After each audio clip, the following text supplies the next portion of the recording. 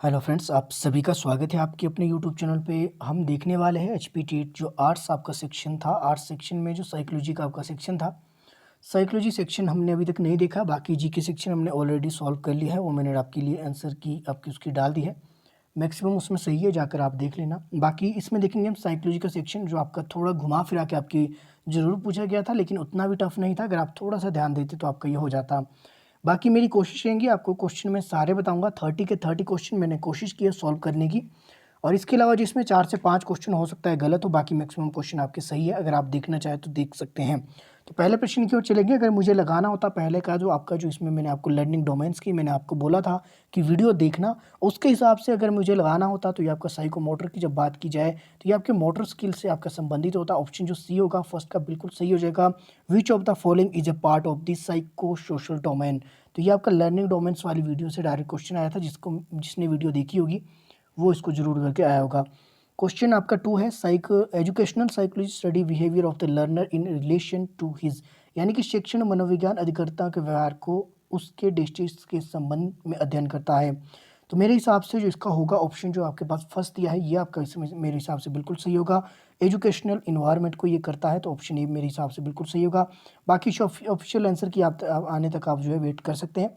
अभी आप जो ऐसी जर्नल लगा लीजिए। ऑप्शन आपके पास से जो है क्वेश्चन नंबर 3 के दिए गए हैं। One who is mainly responsible for evolution of structuralism is, तो यानी कि संरचनावाद के विकास के लिए मुख्यतः कौन उत्तरदायी है। और आपके पास क्वेश्चन 3 दिया गया है। इसका जो राइट आंसर होगा मेरे हिसाब से जो आपका इसमें बिल्कुल सही है वो है विलियम वुड, जितना मैंने आपको पढ़ा है और पढ़ाया गया है। क्वेश्चन नंबर 4 है आपके पास, व्यवहार के अध्ययन के लिए अत्यधिक वैज्ञानिक और वस्तुनिष्ठ विधि है। क्वेश्चन आपके पास 4 दिया है, इसका मेरे हिसाब से बिल्कुल सही आपका जो एक्सपेरिमेंटल मेथड हो जाएगा। ऑप्शन इसमें जो सी दिया है ये आपका बिल्कुल इसमें सही हो जाएगा। आगे देखेंगे आपके पास, पियाजे के अनुसार शिक्षा का मुख्य उद्देश्य क्या है। अकॉर्डिंग टू पियाजे main goal of the education should be. Question number जो 5 है इसमें भी आपका सस्पेंस है, लेकिन जो मुझे लगता है ऑप्शन आपके अगर सी देखिए, to adjust the teacher with his environment, विद्यार्थी को उसके पर्यावरण के साथ समायोजित करना। तो ऑप्शन जो सी है मेरे हिसाब से ये बिल्कुल इसमें सही हो जाएगा। आगे देखेंगे क्वेश्चन नंबर 6 है आपके पास, विलोप की अवधि के पश्चात एक अनुक्रिया का अचानक उत्पन्न होना डिस्ट्रिक्ट कहलाता है। क्वेश्चन 6 देखिए अगर आप, इसका जो ऑप्शन अगर आप डी देखें तो ये बिल्कुल आपका सही हो जाएगा। स्वतः पुनः प्राप्ति यानी कि स्पॉन्टेनियस रिकवरी, ऑप्शन जो डी है ये आपका बिल्कुल इसमें जो है सही हो जाएगा। तो आप इसको आराम से जो है लगा सकते हैं, ये निसंदेह आप इसको लगा लीजिएगा। क्वेश्चन नंबर 6 आप देख सकते हैं। क्वेश्चन नंबर जो आपके पास 7 दिया है ये मैंने आपको कई बार बताया और मुझे नहीं लगता कि किसी का ये गलत होना चाहिए, क्योंकि जो मैक्सिमम टाइम मैंने आपको ये बार-बार चीज़ें एक साथ बताई है कि जो आपकी गेस्टाल्ट जो आपके साइकोलॉजिस्ट थे, थ्योरिस्ट थे, आपके जो ये किससे संबंधित थे, तो ये आपके कौन-कौन थे ये संबंधित, और तीनों के नाम आपको मैं जब भी लेता था तो लेता था हमेशा। तो ये डायरेक्ट आपसे क्वेश्चन पूछा गया जो मैंने आपको कई बार बताया, ऑल ऑफ दी अबव। आपके इसमें वर्दीमर भी है, कोफा भी है और कोहलर भी है। तो यहाँ पे कोफा, वर्दीमर, कोहलर ये तीनों आपके गेस्टाल्ट थ्योरिस्ट थे, तो ये आपका बिल्कुल इसमें सही हो जाएगा। आगे देखेंगे आपके पास क्वेश्चन नंबर 8 है आपके पास, he consider as a founder of the progressive education and father of research in education. तो आपके पास जो क्वेश्चन नंबर 8 दिया है इसका जो आप देखिए तो मुझे लगता है ये आपका ऑप्शन डी होगा, नन ऑफ दीज, क्योंकि जो मुझे जहाँ तक मुझे याद आ रहा है तो ये आपकी जॉन डेवी थी इससे संबंधित। तो मेरे हिसाब से आपका इसका जो ऑप्शन डी ही सही होगा। क्वेश्चन नंबर जो 9 है आपके पास, 9 दिया है, विचारों के व्यक्ति और प्रश्न पूछने, चिंतन के संवर्ग और संप्रत्य डिस्टिश है। For expressing idea and asking question, categories and concept for thinking is. तो मुझे जहाँ तक लगता है कि ये सभी चीज़ें आपकी कहाँ से थोड़ा से घुमाने फिराने की कोशिश की गई है। इस क्वेश्चन को इतना सीधा नहीं है जितना आप इसको सोच रहे, कुछ को लगेगा कि लॉजिकली रीजनिंग हो सकता है, मुझे भी ऐसा लग रहा था बीच बीच में, लेकिन जो लास्ट मुझे जो निष्कर्ष मैंने निकाला तो मुझे लगता है ये लैंग्वेज पे आपकी डिपेंड करती है, तो ये आपकी भाषा से संबंधित है। ऑप्शन जो इसमें डी दिया, फर्स्ट जो दिया है ऑप्शन लैंग्वेज यानी भाषा, मेरे हिसाब से ये सही होगा। बाकी ऑफिशियल आंसर की तक आप वेट कर सकते हैं। आगे आपके पास क्वेश्चन नंबर 10, किसी भी प्रकार के अधिगम में गेस्टाल्ट ने सबसे अधिक बल डिस्टिश की भूमिका पर दिया। In any type of the learning gestalt laid greater emphasize on role of. तो ये मेरे हिसाब से ये किस पे होगा, तो ऑप्शन अगर आप देखें 10 का जो बी है तो ये आपका ऑप्शन बी हो जाएगा, पास्ट एक्सपीरियंस। बाकी आप जो है इसको जो सस्पेंस में ही रख लेना। ये सभी क्वेश्चन मैं अपने अनुभव के आधार पर लगा रहा हूँ, जितना मैंने पढ़ा है, कुछ क्वेश्चन मैंने सर्च किए हैं तो उसके आधार पर आपको मैं बता रहा हूँ। ऐसा पॉसिबल नहीं है कि जो मैं बताऊँ वो सारे सही ही हो। आगे देखेंगे क्वेश्चन नंबर 11 है आपके पास, हम प्रयोगात्मक विधि में अध्ययन करते हैं। In experimental method we study the option. अगर आप जो है 11 का देखिए तो मेरे हिसाब से ये ऑप्शन इसमें डी ही होगा। बाकी जो है आप इसको भी आप जो है सस्पेंस में रख सकते हैं। इसमें जो है मैक्सिमम जो है क्वेश्चन आपके घुमा फिरा के ही पूछे गए थे, डायरेक्ट कौन सा होगा ये कहना थोड़ा सा मुश्किल है। तो मुझे जहाँ तक लगता है तो इसमें जो है आपका ऑप्शन डी ही आपका सही होगा। रीइंफोर्समेंट आपके क्या है 12 की अगर हम बात करें तो 12 ये किससे संबंधित है, तो मुझे जहाँ तक लगता है अपने एक्सपीरियंस के हिसाब से तो मुझे लगता है कि प्रबलन जो आपका है ये एक घटना है जो कि एक अनुक्रिया को मजबूत करती है और उसकी दर बढ़ाती है।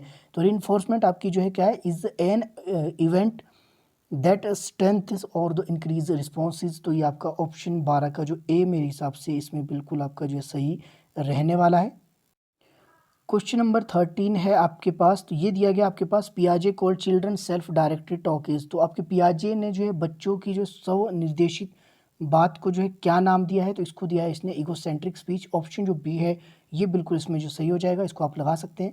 आगे चलेंगे क्वेश्चन नंबर 14 है, educational psychology process a well organise systematic body of fact which is supported by the. तो शिक्षा मनोविज्ञान एक संगठित क्रमबद्ध तथ्यों का प्रकरण करता है जो कि डेस्टिश के द्वारा समर्थित है। ऑप्शन जो आपके पास 14 के दिए है इसमें जो आपका सही हो जाएगा ऑप्शन जो आपके पास सी दिया है ये बिल्कुल इसमें सही हो जाएगा, साइकोलॉजिकल लॉ एंड आपका जो है प्रिंसिपल। तो ये आपका इसमें बिल्कुल सही है। क्वेश्चन नंबर 15 है आपके पास, according to Vygotsky cognitive development depends on. तो 15 का अगर आप देखिए तो ये आपके सोशल इंटरेक्शन, ऑप्शन जो आपके पास सी दिया है ये आपका इसमें बिल्कुल आपका सही हो जाएगा। आपके पास क्वेश्चन नंबर 16 दिया है, साइकोलॉजी में best be describe as the scientific study of डेस्टिश एंड डेस्टिश, यानी कि मनोविज्ञान की सर्वोत्तम व्याख्या जो कि आपकी डेस्टिश और डेस्टिश के वैज्ञानिक अध्ययन में की जा सकती है। तो क्वेश्चन नंबर 16 अगर आप देखिए तो इसका जो आपके पास सी ऑप्शन दिया है तो इसमें पहले में आपके पास आएगा स्टडी ऑफ बिहेवियर एंड आपके पास आएगा मेंटल प्रोसेस। तो ऑप्शन यानी कि आपके पास जो सी दिया है ये आपका बिल्कुल सही हो जाएगा, यानी कि मनोविज्ञान की सर्वोत्तम व्याख्या व्यवहार और मानसिक प्रक्रियाओं के वैज्ञानिक अध्ययन में की जाती है। तो ये बिल्कुल आपका इसमें सही हो जाएगा। 17 देखेंगे आप, डेस्टेश पाली श्रवण के लिए जिस प्रकार अनुकपाल पाली दृष्टि के लिए है, ये हिंदी में समझना मुश्किल है। क्वेश्चन नंबर 17, तो इसका जो है द डेस्टेश lobe is the hearing as a occipital lobe is to vision. तो ये मेरे हिसाब से जो इसका जो ऑप्शन बी है आपके पास ये बिल्कुल आपका सही हो जाएगा। मैंने ये सर्च किया था तो उसमें बी आ रहा था, बाकी आप जो इसको सस्पेंस में रख सकते हैं। Question number 18, reflexes are usually control by the. तो ये किसके द्वारा, ये नर्वस सिस्टम का जो ये भाग होता है। अब ये पता नहीं मुझे, डायरेक्ट आपका जो है आंसर नहीं मिला, तो ये लग रहा था आपका जो ये मेड्यूला भी लग सकता है और स्पाइनल कॉर्ड भी, तो ये दोनों में से एक हो सकता है दोनों भी ना हो, तो इसको आप जो बेशक छोड़ सकते हैं। क्वेश्चन नंबर 19 देखेंगे, परिहार अधिगम का विश्लेषण यह इंगित करता है कि बहुत सी दुर्भीति डेस्टिश अनुबंधन के द्वारा की जाती है। तो analysis of the avoidance learning suggest that many phobias are acquired through डेस्टिश कंडीशनिंग। तो अगर 19 देखिए तो 19 का जो इस तरह की जो ये चीज़ें ये आपकी क्लासिकल कंडीशनिंग से संबंधित है। ऑप्शन ए जो आपके पास दिया है क्लासिकली कंडीशनिंग, ये बिल्कुल आपका जो सही हो जाएगा, प्राचीन शास्त्रीय अनुबंध। आगे देखेंगे आपके पास, एक मॉडल का परीक्षण करके सीखने की योग्यता अथवा बिना किसी प्रबलन के निर्देशों को प्राप्त करना डिस्ट्रिक्ट कहलाता है। क्वेश्चन नंबर 20 है, the ability to learn by observing a model और receiving instruction without reinforcement is called.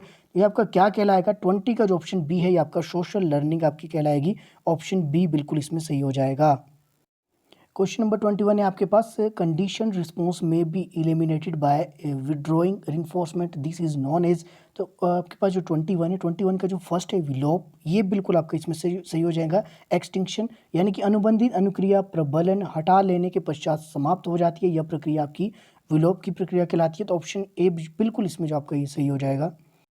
Question number आपके पास 22 है, intelligence can be define is. तो इंटेलिजेंस को डिफाइन किया जाता है किसके साथ, 22 का अगर आप देखिए तो मुझे जहाँ तक लगता है ऑप्शन डी इसका जो है सही हो सकता है, the ability to think abstractly and learn from experience. तो जहाँ तक मुझे लगता है ये ऐसा पॉसिबल है कि डी इसका हो सकता है। आगे आपके पास, teaching is based upon mastery of these areas. तो ये किस में होगी, तो ये आपकी मास्टरी ऑफ दीज एरिया, तो ये नॉलेज एंड कॉन्सेप्ट मेरे हिसाब से बिल्कुल सही होगा, ऑप्शन जो सी।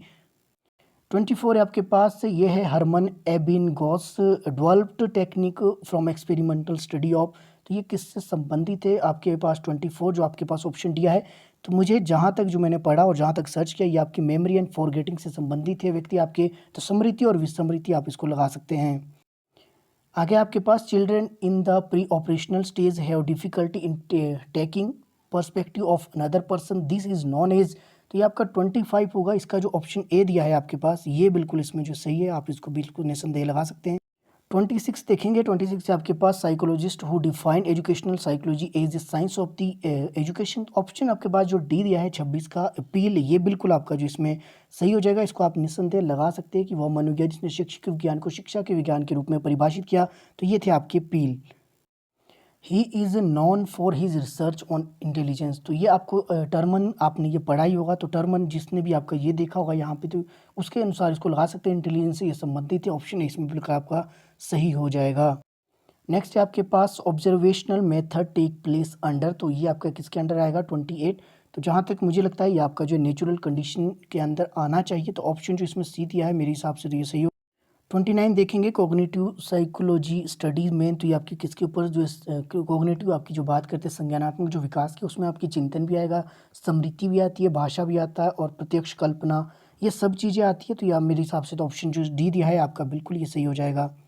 और अंतिम प्रश्न है पियाजे स्टेज ऑफ इन्फेंसी। तो ये मैंने आपको बार बार करवाया था, तो आई होप ये सभी का सही होगा। ऑप्शन आप जो देखिए 30 का, तो सी सेंसरी मोटर थॉट, तो ये बिल्कुल आपका जो इसमें सही हो जाएगा। तो आई होप आपके जो है इसमें मैक्सिमम आपके जो है 20 to 22 के आसपास इसमें मैक्सिमम आपके सही है।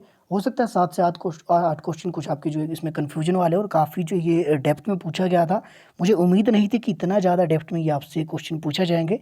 बाकी बाय द वे कोई बात नहीं, बाकी आपका एसएसटी का सेक्शन बहुत इजी था। इसके अलावा जो है आप जो है उसमें अधिक स्कोर कर सकते।